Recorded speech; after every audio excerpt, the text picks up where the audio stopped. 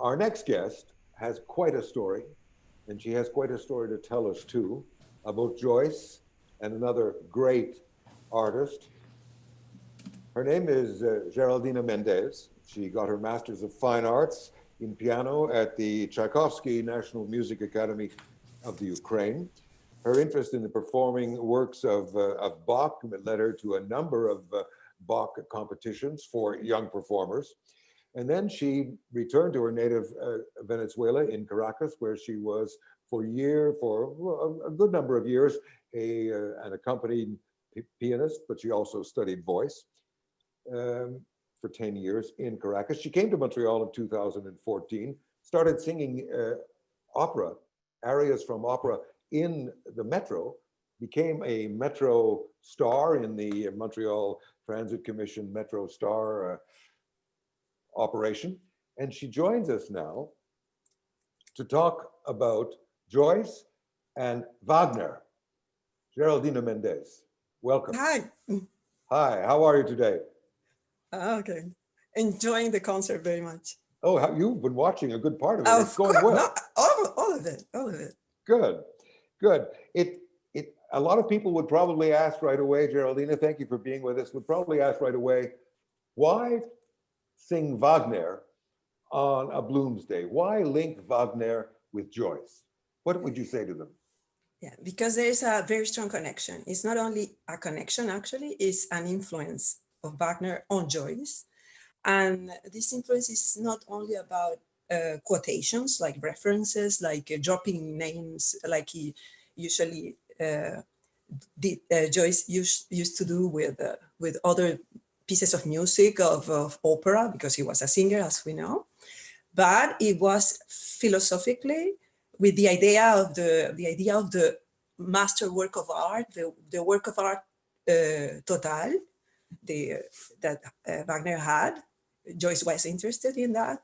The use of leitmotif, that is structural, like he took structural elements that Wagner already used for his writing, and the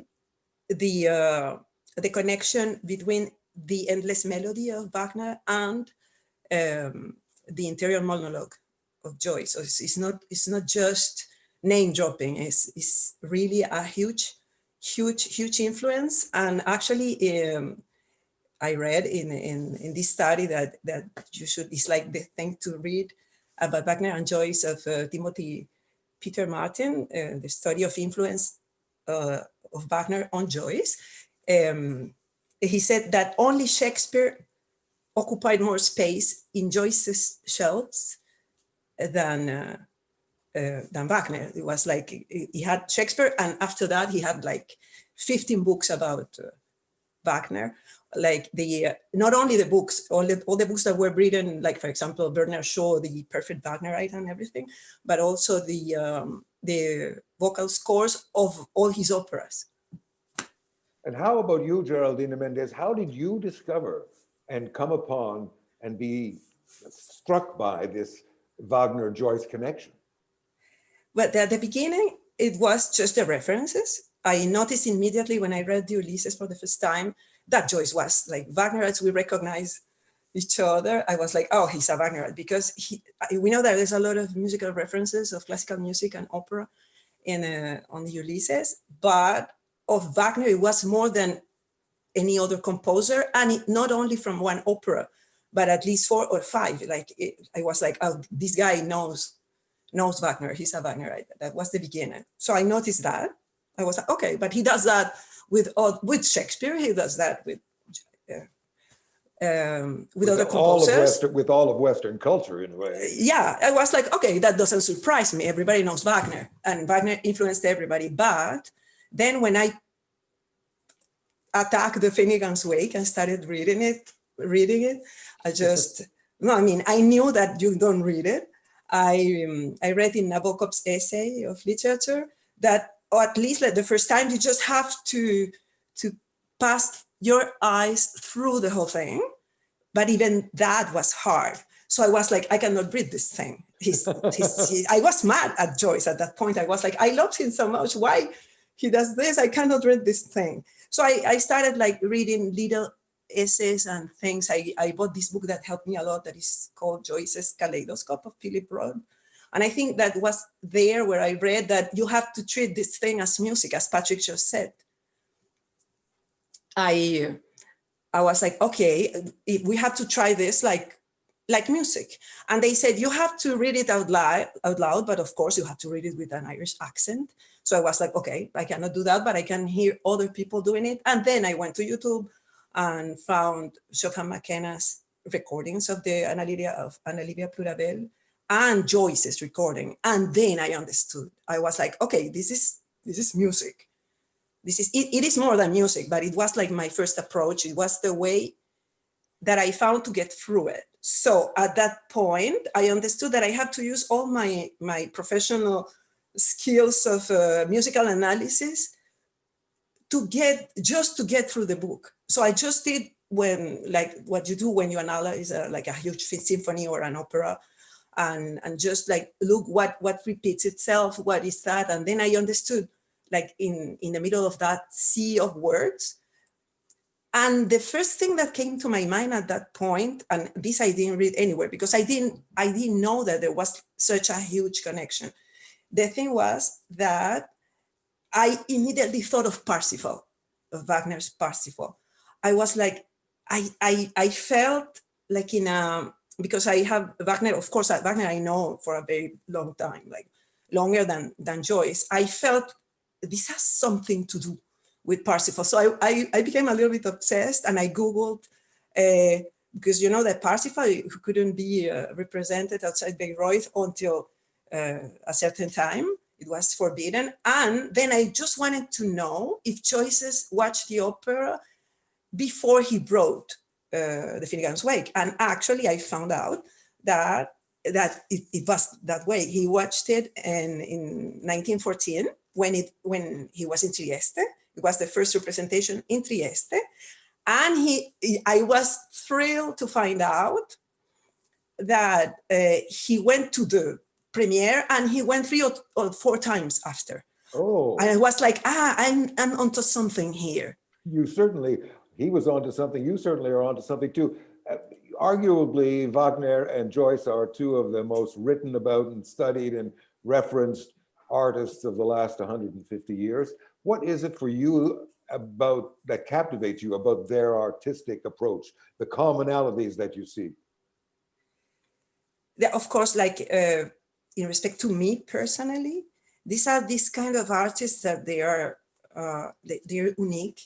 They're like classical in the sense that you cannot live without them. If you're like an artist, or they are everywhere. And what I mean, they both change like the DNA of my thought, you can say, because these people, they are entertaining because they are, but it's not just entertaining, because culture is the byproduct of what these things, these operas that we watch and these books that we read, how it changes us and makes us a different person. So you have to let it kill you, as Bukowski said. And what really I found this parallel, this is something that I thought, it's about epic, you know, like Homer, like the epic as a genre, the epic like Greek epic, because Wagner takes you to this world of kings and gods, and with the exception of the Master Singers of Nuremberg, that was Joyce's favorite opera, and I can understand why. You go, and of course in Wagner, everything is grandiose. You go to the Valhalla, you go to these places, special places, but then there you find out that these gods and these kings, they are just like us. They make mistakes, they are adulterers. And this is the epic of the gods or kings or whoever behaving like us. And then Joyce, already Wagner took that step of glorifying simple people. In the only opera that Wagner did that was in the Master Singer of Nuremberg. I suppose, this is a speculation, that's why Wagner loved it so much, because it glorified people like the shoemaker, and the epic of the thing was a national thing. Like in the case of Wagner was the German people. In the case of Joyce was the Irish people. And then what Joyce did is he turned everyday's life into an epic. So all these stupid things that we think all the time when we're walking downtown, though he made of that an endless melody. That's what I understood. It's like he made us epic. He made our simple lives, even just going to the toilet, something epic. Well, so it was like the next. In a way, your career so far has been a bit epic as well, from Kiev back to Caracas and now to Montreal, the metro, and now to your singing career as it is now in Montreal. So tell me, what Wagner selection have you made to sing for us today, and why? Why choose this piece you chose? Okay, I know that everybody knows that, because it's been mentioned a lot, that Wagner's the piece, Joyce's favorite piece of Wagner was the quintet of Meister Singer, and he sang it himself once. But there's another fragment of Wagner opera from Tristan and Isolde that is the Brangäne's Watch Song. And in this book of Timothy Peter Martin, that is very interesting, he said that it was arguably the favorite Wagner's fragment, and that Wagner mentioned to Oscar Schwarz in Trieste that Brangäne was, this song is like the perfect expression of Celtic envy. Because I'm gonna briefly explain that, because Brangäne, what she's doing, she's watching while this is on the middle of the Liebesnacht, of the night of love between Tristan and Isolde, that they're making love and they're being adulterous. So Brangäne is watching for King Mark not to come, or his men, for them not to discover Tristan and Isolde. That's the sense that it has on the opera. But Joyce, like always, like he is, like we know him, he said like, okay, she's interrupting, because she interrupts like the love duet. She interrupts it twice. So it's like, okay, she was just jealous. She was like, okay, because what she says is just be careful. It's already like the night is gonna end. They're gonna come. Just be careful. But Joyce interpreted it this way, like she's jealous. She's just interrupting. Celtic envy. You will sing it for us now, Geraldina. Yeah, I'm gonna put a Stokowski instrumental of this. I'm gonna put myself over here. Okay.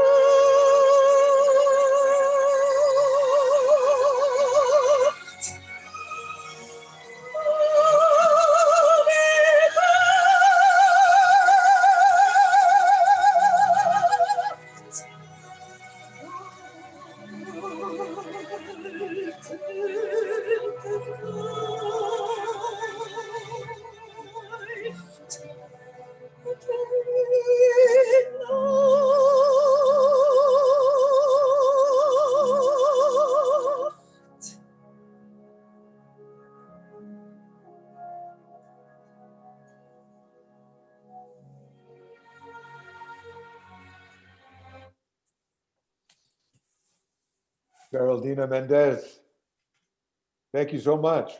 Thank you. And I love talking about these things. yes, we can see. And you know, you mentioned a book on the Joyce Wagner nexus. Could you just give us the title and the author again, in case you've made people interested? The biggest essay is Timothy Peter Martin, Yes. Wagner and Joyce, A Study of Influence. Wagner and Joyce, A Study of Influence by Timothy Peter Martin. Yeah. Thank you very much, Geraldina. Thank you. Thank you. And we're going to